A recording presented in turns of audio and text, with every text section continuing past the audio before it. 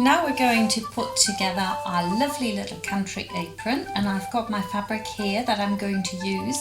I've actually got a really lovely, very sturdy, firm check fabric for that. It's just a rest I had.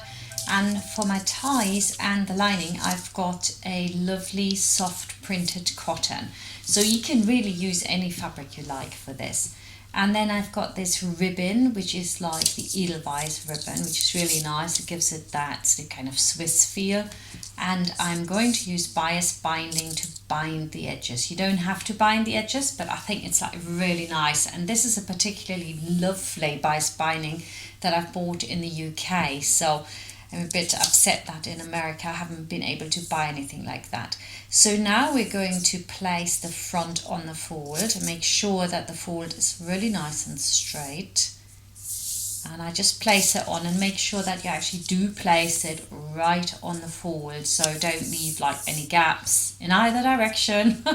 Not that it matters a great deal with an apron. An apron is an apron, right? It's not really rocket science, but when you're making a shirt, and I'm sure you want to progress on to other things, then it's really vital that you put it bang on there. So and one pin in every corner is what I would suggest. And when you are a really good seamstress or seamstresser, you can just use weights. That's also good. Now here's a tip for cutting out. Especially beginners, always use your left hand to hold your fabric and kind of fold it back, and your right hand is the one that holds the scissors. If you're left-handed, it's exactly the other way around. It gives you much more control than if you come from the other side. So you can just pull on the fabric slightly on the left, and that gives me perfect control. So that's it. Now take out your pins, and that is the main part of your apron, which we have cut on the fold. And it doesn't really matter whether you cut vertical, that is like along the selvage, or across the fabric. With plain weave cotton fabrics, it doesn't really matter which direction you cut out, as long as you're going with the weft or the warp. Unless you have a pattern, you can cut either way to save fabric. Now I'm going to cut my lining, and because I need it to be on the fold, I have to turn over my pattern piece, and then I'm going to cut it out. So, and that is what the fold means. It means it will be like a whole complete piece. And I'm going to pin this on.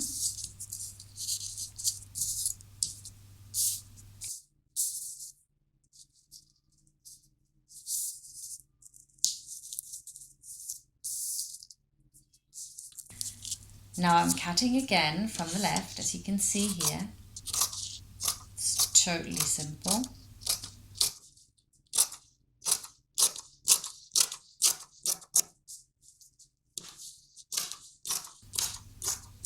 Remove your pins.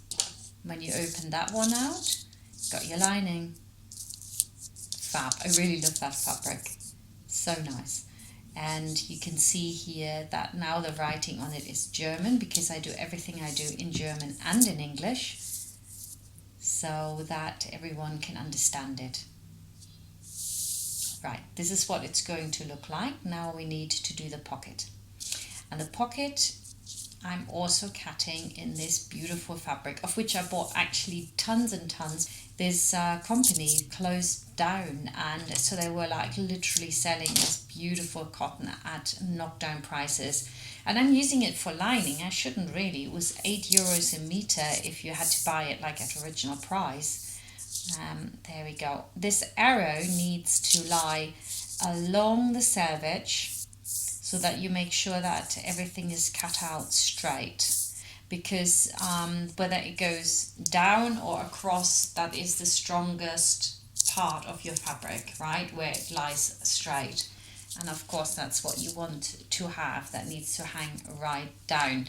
Generally speaking, along the selvage the fabric is the strongest. It's slightly weaker along the weft, which is the one that goes across the fabric. but for an apron it really doesn't matter very much at all, unless you've got a pattern to watch out for.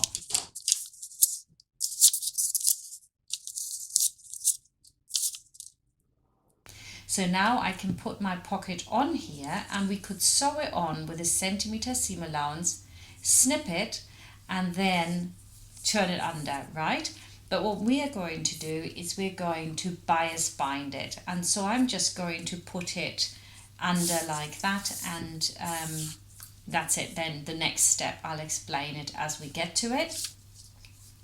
Now I need to cut out my ties, and I need 2 of those. So again, you want to fold your fabric over, and it's not all going on. So you can, again, you can cut with a warp or with a weft. That means vertical or horizontal. It doesn't really matter, right? So you pin that on again.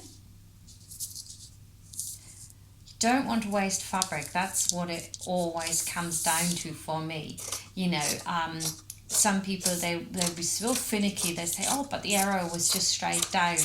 And in most sewing patterns, it won't give you both directions if you can cut both directions. It's just assumed that you know that you can do that. Where you can't do it is when you're sewing a dress, for example, that needs to drape.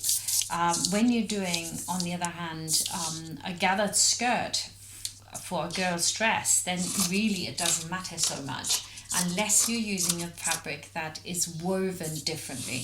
But when you're using a really plain cotton, it doesn't matter which way you cut it out, you know, just not across. Obviously, no angles, nice and straight. And there we go. Last but not least, we're going to cut the waistband now. And that's a decision. Do you want it in your apron fabric, or do you want it in the contrast, like mine here? There we go. And personally, I thought I wanted to show you how it's done with a check, because a check is very helpful, but it's also that you have to keep some stuff in mind. And we're going to have a look now at what exactly that is. Lining up any of those checks will be really hard. So you always want to go the opposite direction with your waistband that you went with your actual apron, right? So that you've got that line going across. It's much, much nicer, and of course it's easier as well. So I'm going to fold this over, find somewhere where I've still got enough fabric to do that. I'm turning it over so I don't waste any, because you never know. In my case, it's very often I cut stuff out and then I realize I forgot something, and I've been sewing like, I don't know how many years, 30 years, and I still do that. So never waste any, just always use as little fabric as you can, and you never know when you might need a little bit of that fabric again. There we go. Anyway, we've cut everything out and we are now ready to sew it together.